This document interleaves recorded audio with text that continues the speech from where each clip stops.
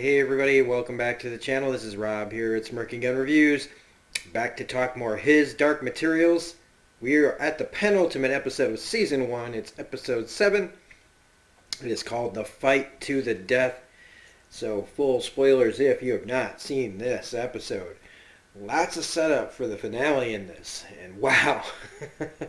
I mean, it's a pretty straightforward story. We've really only got Will's bit and Lyra's bit with the bears. But in the middle of all this, there's a lot of little details, and at the end, I am left with one big, major question.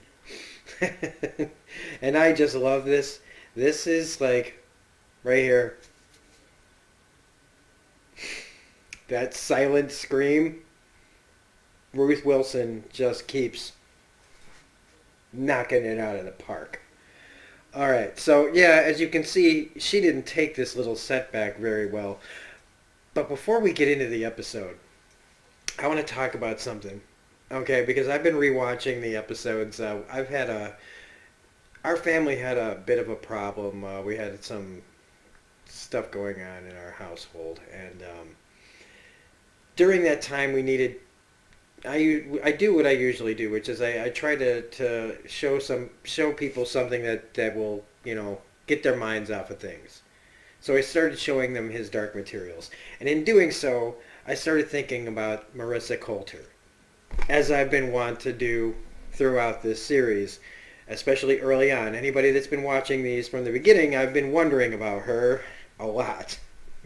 And I think she's great. Some people, I think, have the impression that I just think she's bad, which I don't. I don't know if a lot of people in other countries that watch this, maybe things get lost in translation or in subtitles, because I allow people to create their own, subtitles and stuff or translations if you want to. I don't think she's just a bad person, but she's definitely complicated, and she's definitely done some pretty awful things. But I kept asking earlier about that monkey. And in this episode, it actually makes me think even more about what I'm thinking about here. And maybe I'm off base. Because I've said things like maybe her and the monkey can switch bodies and things like that. Then I was thinking about people that can't, like people from our world, right? That we don't have demons. Yeah, all the different translations. And I thought to myself about her backstory. About how she had a husband. She had an affair with Azrael. She gets pregnant with Lyra. Her husband and Azrael tussle, and he ends up dead. Azrael loses his title and wealth or whatever, and the husband, though, the way things happen, they called it this law, about defending, your honor. It sounded really strange, almost like they didn't understand it. What made me think about this, and maybe I'm wrong again, all right? I just love shooting darts at the different things that could be possible here. But my newest theories are this. That Azrael came over to our side of the world, and that's where he met Marisa. And that would mean that Marissa's from our world. So is her husband. And this crime, defending her honor, would have been a crime of passion. Something described to the people from this world, their world, that's what happened. And so his punishment was to have his stuff taken away. But since if she had the kid, he went and he took her from her, right? Or maybe this is just me reaching, okay? I don't know. He took Lyra from her and came back here and left her with the college. And so I know I'm missing pieces here in this theory, okay? I realize that. But then Marisa comes here and has a daemon. I keep saying it because it's written Daemon, and it makes me mad because I every time I see the words, I try to sound it out the way it's spelled. She has a demon attached to her, like kind of how they're cutting the demons off of the kids. What if she had one artificially put on her, one that doesn't belong to her? And that's why it can be away from her, because it's not really hers. And that somehow in this way of this attachment, she's become kind of like the monkey. And I know that maybe this is wild idea. I don't know, but I've been trying really hard to come up with what's off about her. Like, what is it that's making her off? And so that's what I think. That's my latest theory about Marisa Coulter. And listen, I would not be talking about her so much if I wasn't invested in her as a character. I honestly think, like, I love Lyra. I love Lyra, but as far as the grown-ups go, Marisa Coulter is my favorite character on this show. Because she's just so, there's so much to her. So that's my latest theory, is that she's from our world, and she came here. Lyra's from, was taken and brought here from our world, and that she had a demon artificially attached to her. And it's, like I said, and that's why she can be away from her demon. That's why it acts like weird around her. Like it's not close to her. It's there. It will jump at people. It'll climb around it'll be her little spy, but it doesn't like to be around her, it seems. And like I said, it also might explain why she sometimes behaves when she's attacking people and behaving like this, like, okay, I'm gonna stop talking about it. So we need to get into this. People are probably fast forwarding through my little conspiracy theory here. So Marisa doesn't take too well to her setback, as you saw. She almost kills the poor girl that had her demon cut out a long time ago. She almost strangles her to death. So we're going to talk about Boreal and Will's part of the story really quickly. We're going to just kind of cover it because they just kind of keep jumping back and forth. And Boreal, he really wants these letters. This is a really long, dragged out part of this season, is what he's trying to do and why he wants the letters. He's obsessed with John Perry and the objects that he had and the proof that he may be alive, him trying to track him down, him basically, forcing his way into Elaine's house, asking for the letters, listening to what John's saying in his videos about, I'm going to write some epic letters, which, now he knows about them. My question is why doesn't he just tie her up or kill her to get the letters? Unless he's afraid that somebody from his side of the world will know what he's doing and maybe he's not supposed to be doing it. Or maybe he's worried that if he kills her here, it'll be harder over here. Maybe because he doesn't quite understand how we do things. As confused as he was when he saw the boot on his car. Because I just don't understand why he doesn't just say, knock her out, tie her up, ransack the house, which they do later. I mean, after he leaves the house and talks reasonably to her, well, not reasonably, he tries to be reasonable with her and say, we can find your husband and all that, and I can come back with the proper paperwork. I like how she stands her ground, by the way. He overplays his hand here, and that's why I thought maybe he was going to do something violent when she calls him out. You've given me no evidence that you work for the crown. So, and she sees the snake, which could be, partially due to what, is wrong with her. So I don't know. So, he tells the guys to come back and steal the letters, and her son, who she tells this to, and he takes her to his coach's house for safekeeping, goes back for the letters, and they come into the house, and he inadvertently kills one of the guys, the guy that was into the computer hacking or whatever. Not even hacking, he was Boreal's computer guy. He was the one who looked up information for him, which was kind of funny because he wasn't really a hacker. He wasn't hacking anything as far as I could tell. Boreal just doesn't know how to type on a computer, I guess. I know there's more to it than that. But his computer connection, he's dead. So, And now Will's got the letters, and he thinks about coming home, but he leaves. Eventually, I imagine then he's coming over here, but he just doesn't know there's another place to go to. Meanwhile, Lyra and the bears. Well, as one commenter in my comment section told me, she's high up in the mountains, so the fall wasn't going to be that bad. And it wasn't. She kind of hurt herself, except that still looked like a pretty steep incline. What'd she do, slide down the side of the mountain, I guess, maybe? But, she thinks Yorik's there, but it's the other bears, and she's brought into their stronghold, which is very impressive looking, all soaked, all the snow soaked. This is not Last Jedi. All the snow soaked in blood, where they probably have killed animals and dragged them in there. It's pretty awesome looking. It's really cool. Looks like Skyrim.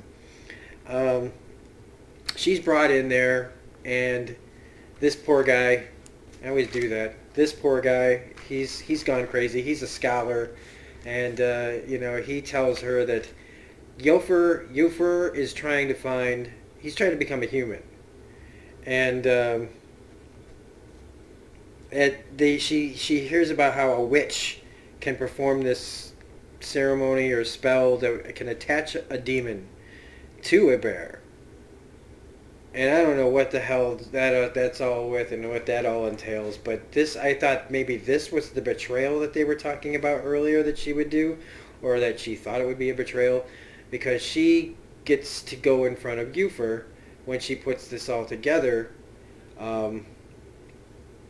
saying, that she's got information that he's going to want to hear. And she goes before him and she tells him, and this is pretty clever.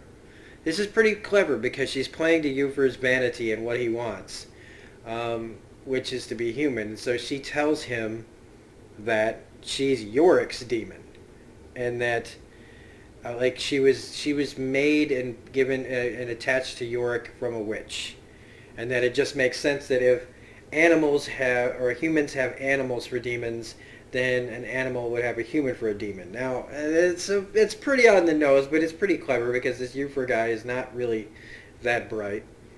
She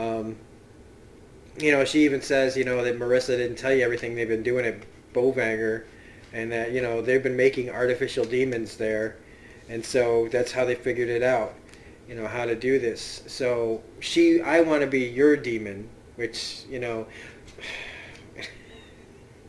I don't know why he'd think that. I don't know why Yufer would think that she'd want to leave Iorik, except again playing to his vanity, playing that Iorik is lesser than him, even though he has no evidence that she would think that.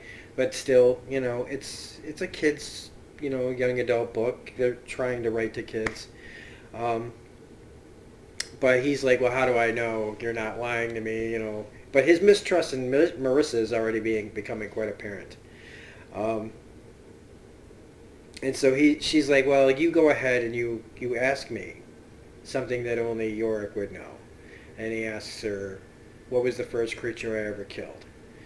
And again, she goes, okay, great, I'll answer this question for you, but I got to go be in another room all by myself. And I thought to myself, that's...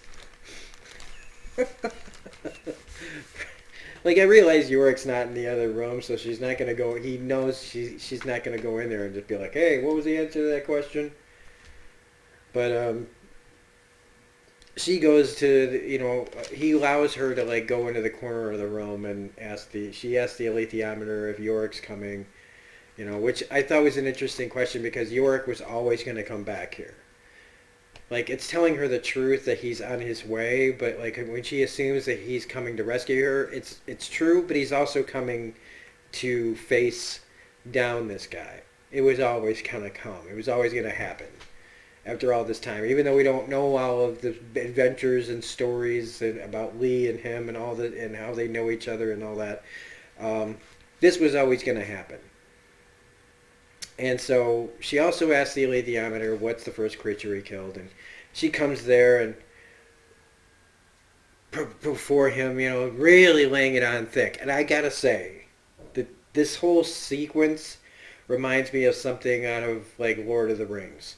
And she's Bilbo playing to either Smog, like talk when she like or like talking to Smog or talking to Gollum, being talking, being such a small little thing, talking to something that thinks she, is grander and greater and smarter than her, and tricking them. Like Bilbo did a lot of tricking, and in the Lord of the Rings, and I thought that that just kind of reminded me quite a bit of that kind of the way that they play this scene. Um, I don't know. It's just the thing I thought of. Maybe nobody else thought that, but that's what I'm thinking. Um, so she also tells him, you know, that he killed his own father, and that a god, you must be a god to be able to do that, and that he's lost his faith now in Marissa when he believes that she's proven to be a demon, and he also gets the idea from her to make it sound like the fight is his idea, so that he doesn't lose face amongst the other bears that Yorik's coming here. Like why let Iorik in here? This is like to prove power and strength. That I'm letting this guy get you let him through because I'm gonna prove once and for all that I'm the king of the bears and all this. But she hasn't told Iorik this, so I guess could that I don't know. Like I said, is this the betrayal or maybe something later that's coming, or this is like the red herring betrayal? I don't know. But get to the rest of the notes here so I don't lose my place. So Iorik arrives. Iorik finally arrives, and he's impressed. He's impressed that Lyra has been able to trick this bear, but he's really not that bright. He's, like I said, he's full of vanity. I don't even know how he controls the other bears, really, except maybe they're just not as weak. Maybe they're a little weak-minded, or maybe a little just weak-willed. Or maybe they're just really loyal to their laws, I guess. But this guy seems to be running things way differently and making them way more harsh than maybe they used to be. So she explains to Iorik what she did. She feels really bad. But they get into this big fight. He calls him out, and it's. I have to say that the dialogue in this episode is not as strong as other episodes. In some ways, it's not terrible. I don't know why I keep itching the back of my neck. But some of the dialogue is very. It feels a little bit not. I don't know if dumbed down is the right word, but more simplistic. It feels very much like I'm reading stuff that a little kid, like so that a littler kid would understand. Just the basics of how people are talking, some of the things they're talking. Maybe it's because they're bears and their language maybe doesn't translate as well, so that they speak in more, very basic tones or, words to describe things. And maybe that Lyra speaking that way is just, a way for them to understand what she's saying. Um, but they face each other. Iorik and Gopher face each other off. It's kind of like a wrestling match here, where Iorik gets the upper hand pretty quickly. He gives this guy some really good scrapes. You think, oh, he's going to take him down, but then Gopher, all of a sudden just comes back and takes him down really hard. And so you think he's down for the count, especially when he bites his throat and drags him around, and it looks like he's down, like this is it.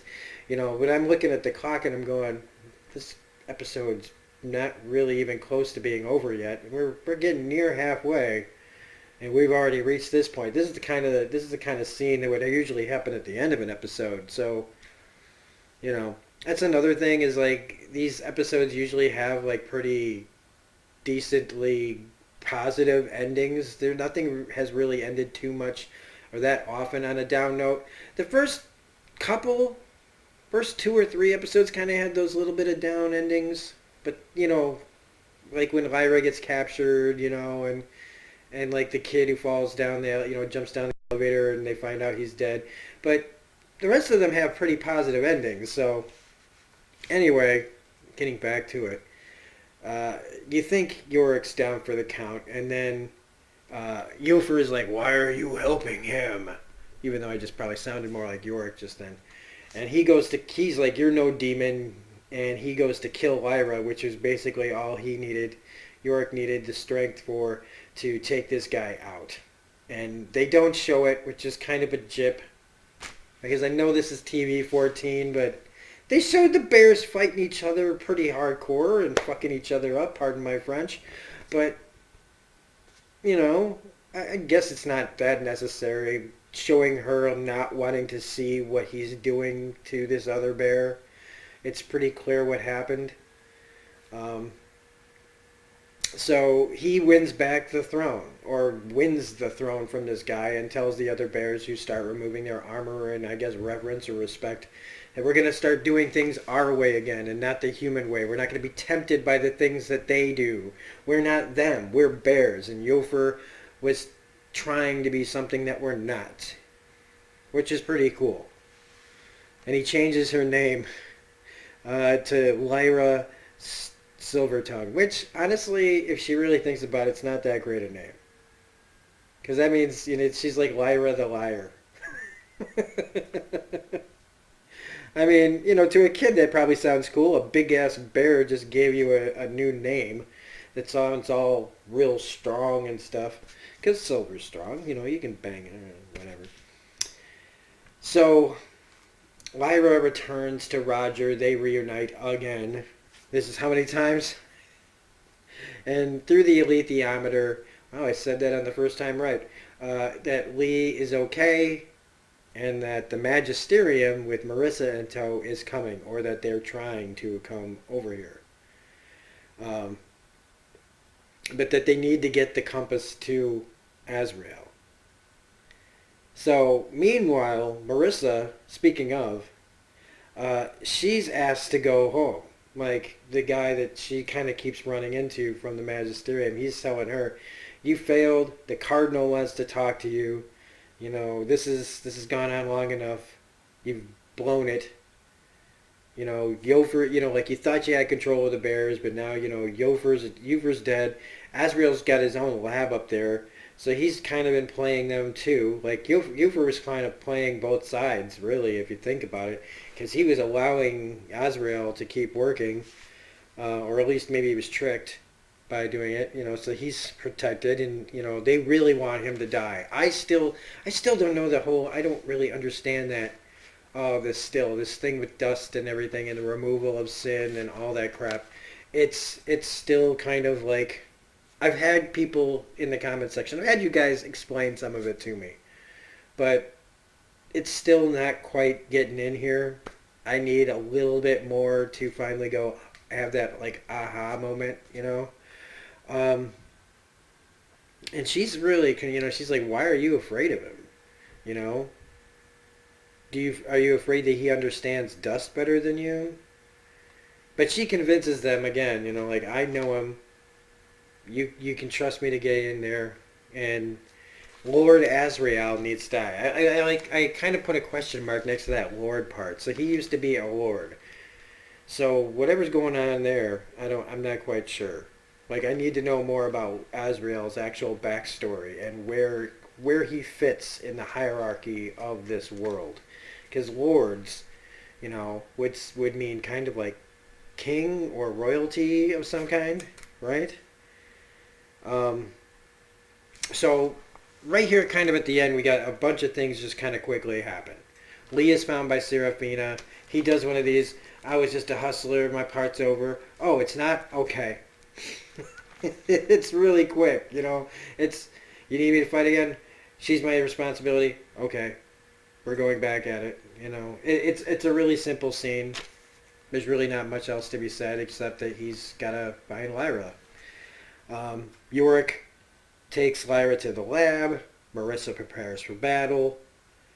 And then Will hears the intruders in the house, and that's when that guy gets killed. But when Lyra comes into Azrael's lab and sees her, he drops his notes, yells, no, no, I did not send for you. I did not send for you. And he's real freaking pissed. Or worried. Or both. And he's like, you got to get out of here before, and he sees Roger there. And this is the big question, okay? I don't know what's going on now. He sees Roger and he's like, "Oh, you brought company. Who are you?" "Well, I'm Roger. I worked in the kitchens."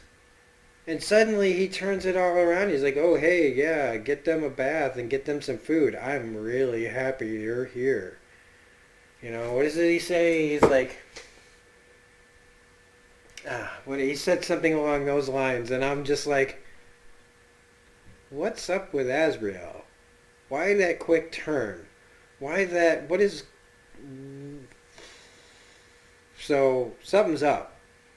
Something's really up, and it makes me wonder. Maybe Azrael. Oh, come on. See, you're right. Like, I don't want to make any more buts, but something's really up with this guy. That turn. Is it because he knows Roger was worked on by Marisa? Can he see that? Can he tell that? Can Azrael see? Like maybe Roger's dust aura or something like that, or whatever. I don't know. Next week's episode, the finale, right? The finale of the year. Um, and I'm glad that somebody told me also in the comment section that they've already begun filming season 2 because the kids are going to start getting real old real quick. So I don't know. It's fascinating though, and again, every time I think I got a bead on this show, it fools me, and so that's amazing. All right, because usually I can figure stuff out pretty quickly. And I also want to thank you guys again in the comment section for being so cool, giving me all the right amount of information without going too far. It's great to be on this side of things, all right? Because like with Game of Thrones, I had read all the books. I knew everything that was coming. There were very few things that came out of left field for me on that book. And so when I would do my reviews for that, I was very confident. And then there would always get people that didn't read the books in the comment section going, "I don't know what's going on." And, it's nice to be on the other side of this and getting to be the one that gets comments from you guys. And so I want to thank all of you for sure again for watching these, for subscribing for these, for filling in all the details. But one last thing we need to do is we need to start sharing these videos more because I'm worried about the future of this show. Because when I notice that there's just not that many people talking about it, it makes me go, well, okay, they're filming season 2. HBO is probably committed to this, but this show needs a bigger audience. And hopefully maybe Blu-ray or DVD sales will help that out as well.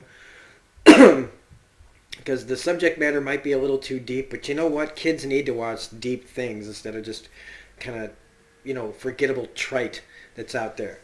I've got my Harry Potter shirt on just for this review. Because I think kids need to read more books, and maybe kids will start reading these books. Or maybe I will.